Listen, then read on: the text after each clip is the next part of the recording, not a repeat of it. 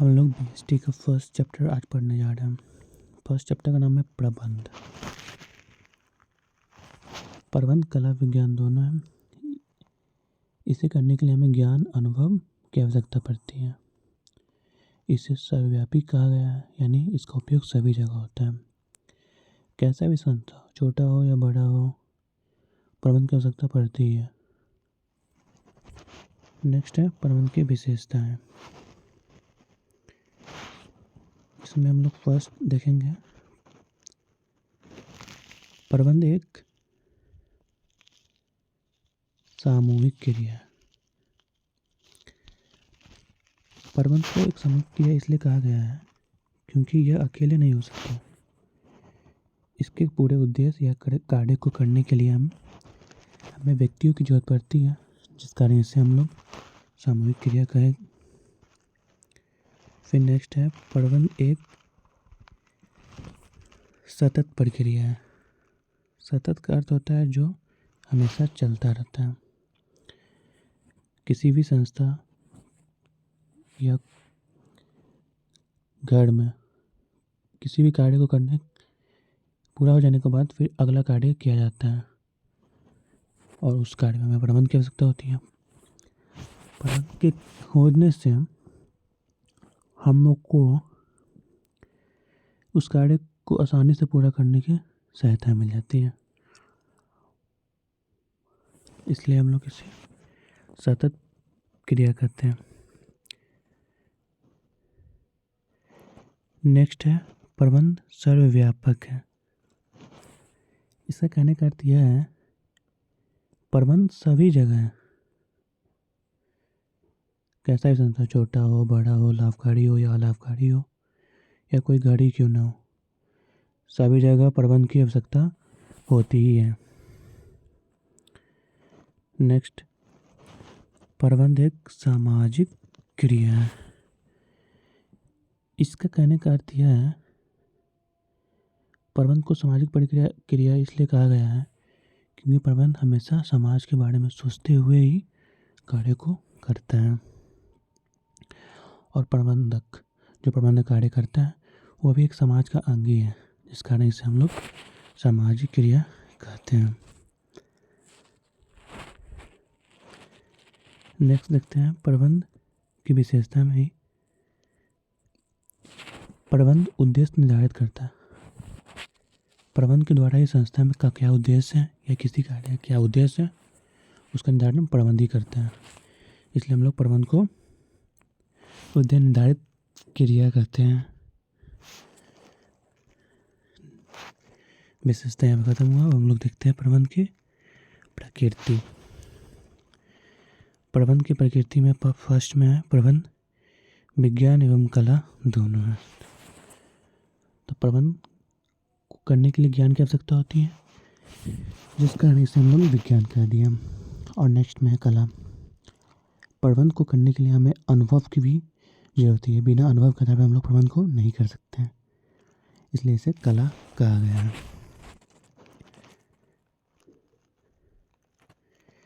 Next है प्रबंध एक जन्मजात प्रतिभा तथा अर्जित प्रतिभा भी है।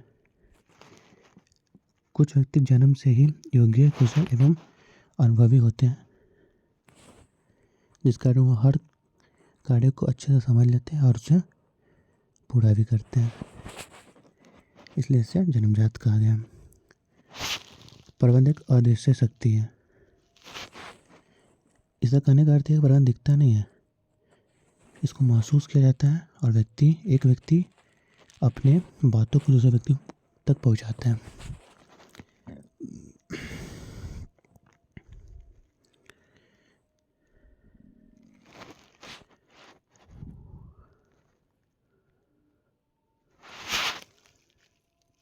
नेक्स्ट है प्रबंध का उद्देश्य। प्रबंध के उद्देश्य में पहला है प्राथमिक उद्देश्य। इसमें बताया गया है कि प्रबंध के संगठन को जो बांटा गया है उस कार्य को इसमें प्राथमिक रूप से डाला गया है। मतलब संगठन में किसी कार्य को बांटना, विभागों में बांटना, ये सब प्राथमिक उद्देश्य के अंतर्गत आता है। और इसी उद्देश्य को पूरा करने के लिए एक आता है सहायक उद्देश्य, जिसमें प्राथमिक उद्देश्य में भी कार्य सोचे गए चाहे जो कार्य डाले गए हैं उसको पूरा करने के लिए सहायक उद्देश्य की आवश्यकता होती है। नेक्स्ट में है व्यक्तिगत उद्देश्य। इसमें संस्था कर्मचारियों के बारे में सोचा जाता है कि उसे क्या क्या ज़रूरतें हैं, चाहे उससे क्या आवश्यकताएं हैं, उसको ध्यान में रखते हुए संस्था के कार्य को हम लोग करते हैं। नेक्स्ट में है सामाजिक उद्देश्य। समाज से जुड़ा रहना होता है प्रबंधन का कार्य। समाज की बातों को ध्यान में रखते हुए हम लोग कार्य करते हैं, नहीं तो हमें आगे लाभ नहीं हो सकती है। नेक्स्ट है प्रबंधन का महत्व। इसमें हम लोग प्रबंधन के लाभ के बारे में जानेंगे। प्रबंधन करने से हमें क्या लाभ होता है। फर्स्ट में गया न्यूनतम प्रयत्न द्वारा अधिकतम परिणामों की प्राप्ति या परिणामों के लिए।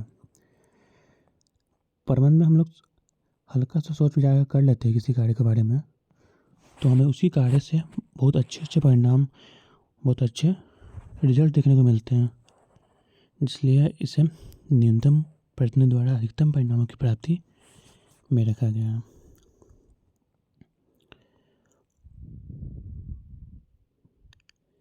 नेक्स्ट है निर्धारित लक्ष्यों को प्राप्त करना।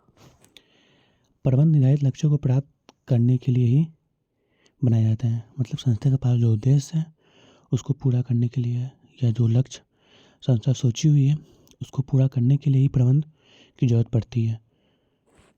प्रबंधन के अनुसार ही हम अपने संस्था के लक्ष्य को प्राप्त कर लेते हैं। नेक्स्ट है तकनीकी एवं वैज्ञानिक अनुसंधान का लाभ।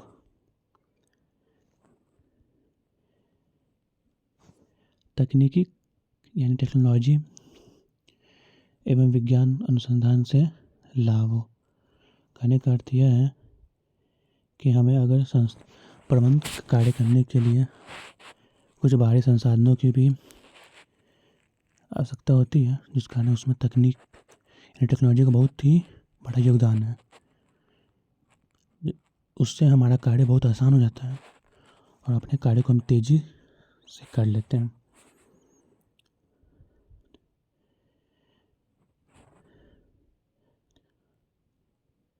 और प्रबंधन व्यक्ति के विकास के लिए भी बहुत ही ज़रूरी होता है। प्रबंधन के आधार पर कार्य करने से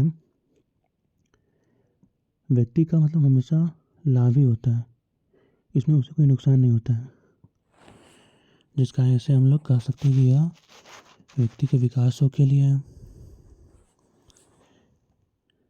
आगे हम लोग देखते हैं प्रबंधन के स्तर।